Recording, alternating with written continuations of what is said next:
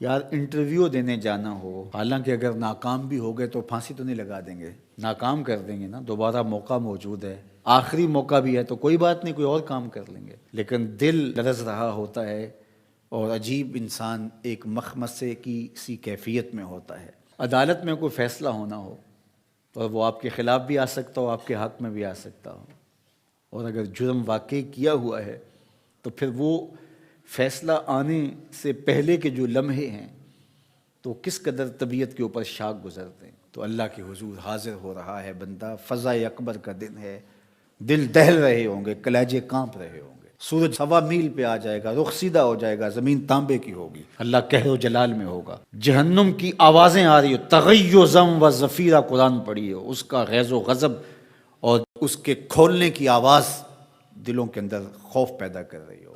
جنت کو اللہ کے عرش کے دائیں جانب لا کے رکھ دیا گیا اور جہنم کو عرش الہی کی بائیں جانب رکھ دیا گیا۔ بڑا سخت دن ہے، خوف وحشت طاری ہوگی، 50,000 سال کا ایک دن۔ اس دن گھبراہٹ سے دل دہل رہے ہوں گے، کلیجے کانپ رہے ہوں گے، اور اللہ کے حضور حاضر ہونے کا خوف طبیعت پہ وحشت طاری یہ رکھا ہوگا۔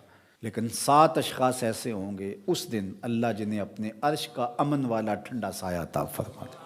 پہلا شخص امام عادل، عادل حکمران جو عدل و انصاف سے حکومت کرتا ہے۔ دوسرا شخص وشاب نشأ فی عبادت اللہ، وہ جوان جس کی جوانی اللہ کی عبادت میں گزری۔ تیسرا شخص ورجل دعته امرأة ذات منصب وجمال فقال انی اخاف اللہ، وہ مرد جس کو کسی عورت نے دعوت گناہ دی، وہ معمولی خاتون نہیں تھی، صاحب منصب بھی تھی، صاحب جمال بھی تھی، اس مرد نے کہا انی اخاف اللہ، یا مرد نے دعوت دی تو عورت نے کہا انی اخاف اللہ، میں اللہ سے ڈرتی ہوں۔ تو اللہ کے محبوب علیہ السلام نے ارشاد فرمایا کل قیامت کے دن جب کوئی سایہ نہیں ہوگا، اللہ اسے اپنے عرش کا ٹھنڈا سایہ عطا فرمائے گا۔ چوتھا شخص ورجل قلبہ معلق بالمساجد، وہ آدمی جس کا دل مسجد میں لگتا ہے، لٹکا ہوا ہے، معلق ہے، ایک نماز کے بعد دوسری نماز کا انتظار کرتا ہے۔ اللہ اکبر، مسجد میں ایسے سکون پاتے ہیں جس طرح مچھلی پانی میں سکون پاتی ہے۔ کل قیامت کے دن جب کوئی سایہ نہیں ہوگا، اللہ اس کو اپنے عرش کا ٹھنڈا سایہ عطا فرمائے۔ پانچواں شخص ارشاد فرمایا وَرَجُلَانِ تَحَابَّا فِي اللَّهِ اجْتَمَعَا عَلَيْهِ وَتَفَرَّقَا إِلَيْهِ، وہ آدمی جو ایک دوسرے سے اللہ کے لیے پیار کرتے ہیں، جب آپس میں ملتے ہیں تو اللہ کے لیے، جب جدا ہوتے ہیں تب بھی اللہ کے لیے۔ چھٹا شخص وَرَجُلٌ تَصَدَّقَ بِصَدَقَةٍ فَأَخْفَاهَا حَتَّى لَا تَعْلَمَ شِمَالُهُ مَا تُنْفِقُ يَمِينُهُ، وہ آدمی جس نے صدقہ کیا، دائیں ہاتھ سے کیا، ایسے مخفی انداز سے کیا کہ بائیں کو بھی خبر نہ لگنے پائی۔ فیس بک تو دور کی بات ہے، اخبار تو دور کی بات ہے،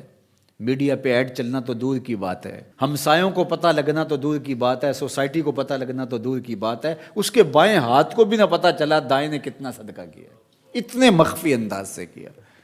تو فرمایا قیامت کے دن جب کوئی سایہ نہیں ہوگا، اللہ اسے اپنے عرش کا ٹھنڈا سایہ عطا فرمائے گا۔ ساتواں شخص وَرَجُلٌ ذکر اللہ خالیا ففاضت عیناہ، وہ آدمی جس نے تنہائی میں بیٹھ کے اللہ کا ذکر کیا، اکیلا بیٹھا تھا، تنہا بیٹھا تھا، اللہ کا ذکر کر رہا تھا، یاد الہی میں مستغرق تھا، تو یاد الہی میں ایک کیفیت پیدا ہوئی، آنکھوں سے آنسو چھلکنے لگے، اللہ کی محبت میں رونے لگا، مجلس میں نہیں، خالیا تنہا تھا۔ مجلس میں ریاکاری کے مکان پائے جاتے ہیں لیکن وہاں تو یہ مکان بھی نہیں، اکیلا کسی جگہ بیٹھا تھا، آنکھوں سے آنسو چھلکنے لگے یاد الہی، محبت الہی میں چھم چھم رویا۔ اللہ کے محبوب فرماتے ہیں قیامت کے دن جب کوئی سایہ نہیں ہوگا، اللہ اسے اپنے عرش کا ٹھنڈا سایہ عطا فرمائے۔ اور یہ بات ذہن میں رکھیے، جس کو اللہ قیامت کے دن اپنے عرش کا ٹھنڈا سایہ عطا کر دیا، اس کے بعد کے معاملات بھی ٹھیک ہوں گے۔ تو فضا اکبر کے دن یہ لوگ اللہ تعالیٰ جل شانہ کے کرم سے امن میں ہوں گے، سایہ رحمت خداوندی میں ہوں۔ دعا کیجئے کہ اللہ ہمیں اس زمرے میں شامل کرے۔